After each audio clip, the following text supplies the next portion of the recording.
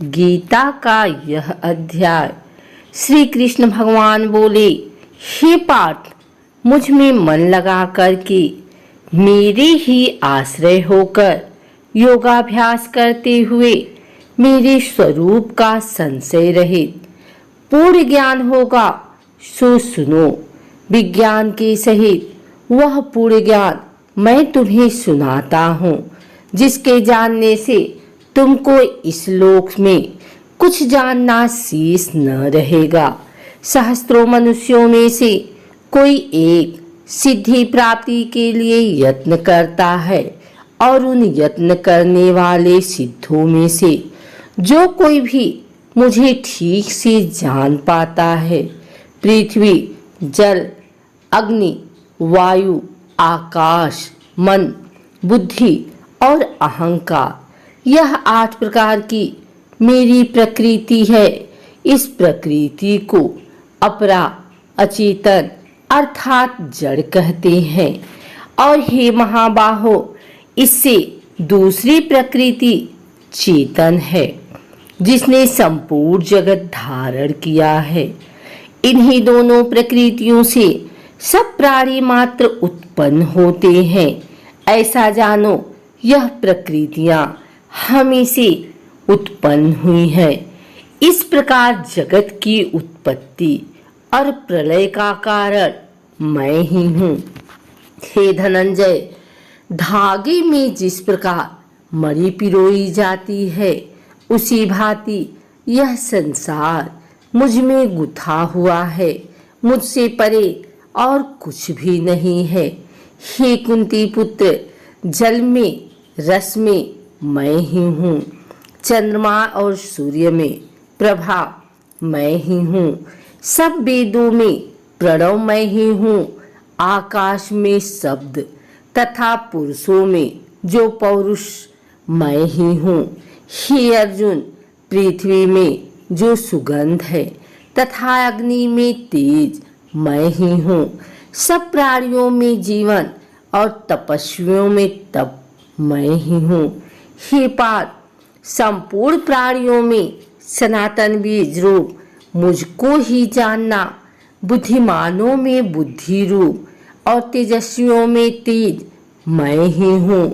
हे भारत गर्भ, काम और रोग रहित बलवान पुरुषों में बल और पुरुषों में धर्म के विरुद्ध न जानने वाला काम मैं ही हूँ। जितने सात्विक, राजस, तामस पदार्थ हैं, वे सब मुझ में ही उत्पन्न हुए हैं, परंतु उनमें मैं नहीं रहता हूँ, ये मुझ में है। सत्व, रज, तम, ये तीनों गुणों के भावों से यह सारा संसार मोहित हो रहा है। इस कारण यह इससे परे मुझ अव्यय परमात्मा को नहीं जानता। मेरी यह गुणोमयी और दिव्यमया अत्यंत दुस्तर है। जो मुझको अनन्य भाव से भजते हैं, वे इस माया को पार कर जाते हैं।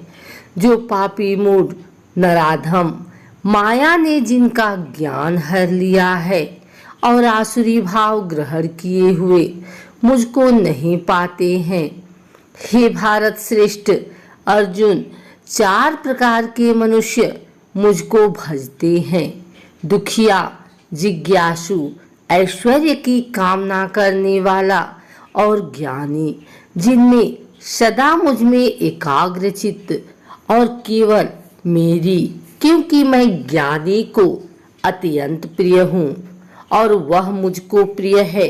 यद्यपि से सब भक्त अच्छे हैं, तथापि ज्ञानी तो मेरी आत्मा ही है, क्योंकि वह मुझ में ही मन लगाकर मुझको ही सर्वोत्तम गतिमान, मेरा ही आश्रय ग्रहण करता है। उनके जन्म के अनंतर ज्ञानी मुझे पा लेता है। ऐसा महात्मा अत्यंत दुर्लभ है। सब जगत को वासुदेवमय समझो। अपनी अपनी प्रकृति के नियम के अनुसार मनुष्य भिन्न भिन्न काम वासनाओं से अज्ञान में डूबकर उन फलों की चाहना से अन्य देवताओं के अधीन होकर उनकी उपासना करते हैं। हे अर्जुन, जो भक्त श्रद्धा पूर्वक जिस जिस देवता का पूजन किया करते हैं, उन पुरुषों की उस श्राद्ध को मैं दृढ़ कर देता हूँ। वह उस श्रद्धा से युक्त होकर उस देवता की आराधना करता है, फिर उसको मेरे ही रचे हुए काम फल प्राप्त होते हैं। परंतु उन अल्प बुद्धि वालों का फल नाशवान है। देवताओं की आराधना करने वाले देवताओं को मिलते हैं और मेरे भक्तजन मुझ में मिल जाते हैं। मेरे अव्यय अविनाशी अति उत्तम स्वरूप को न जानकर मंदबुद्धि लोग मुझे अव्यक्त को व्यक्त देहधारी मानते हैं। मैं योग माया से आच्छादित होने के कारण सबको नहीं देखता हूँ।